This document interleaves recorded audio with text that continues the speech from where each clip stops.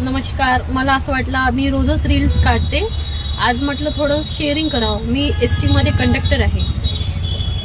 आज झालं असं की मला शिवशाही मिळाली. शिवशाहीमध्ये जास्त तिकीट असते आणि लालपरीमध्ये कमी तिकीट असते. आमच्या बसला पहिलेच प्रॉब्लेम होता हे माहीत असते, पण तरी शिवशाही देऊन दिली.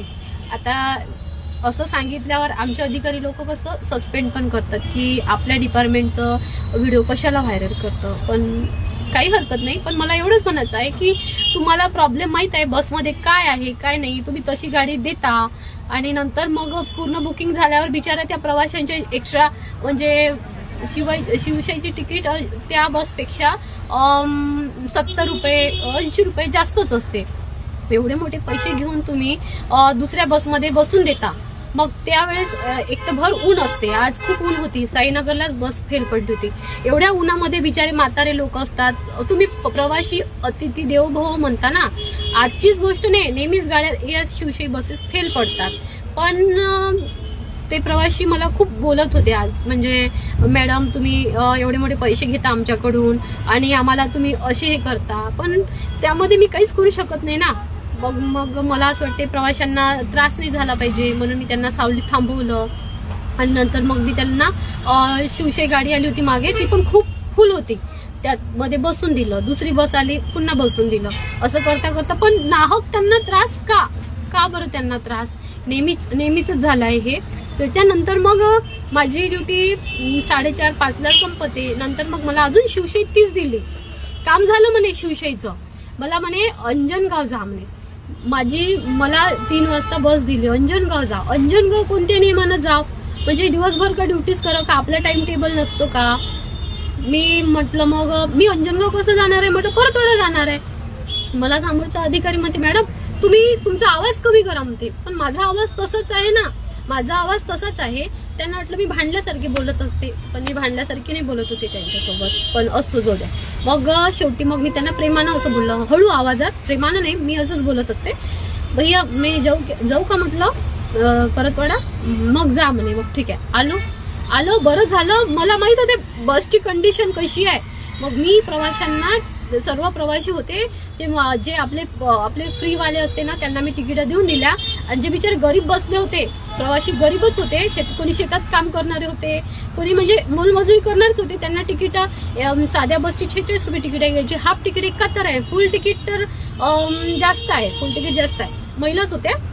त्यांना म्हटलं काकू गाडी खराब आहे, थोडा वेळ थांबा, नंतर मग मी तुमची बुकिंग करते, आताच काही घाई करू नका म्हटलं, कारण मी तिकीट फाडून घेईल.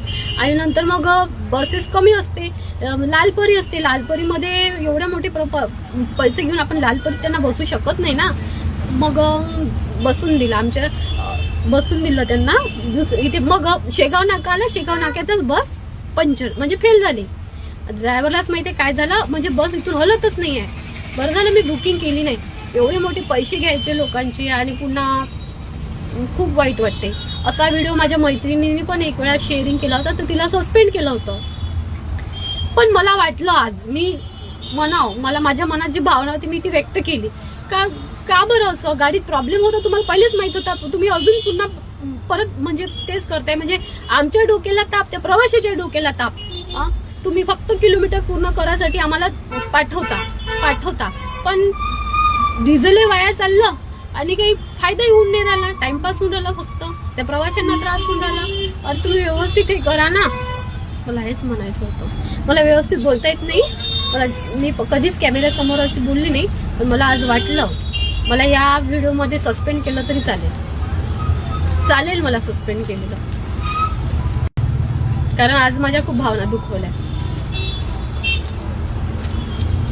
आमची लालपरी खूप छान आहे. आमच्या लालपरीमध्ये कोणी पण बसतात. पण शिवशाही काल पण माझी शिवशाही, कालचा प्रसंग, कालच शिवशाही माझी पेटत होती.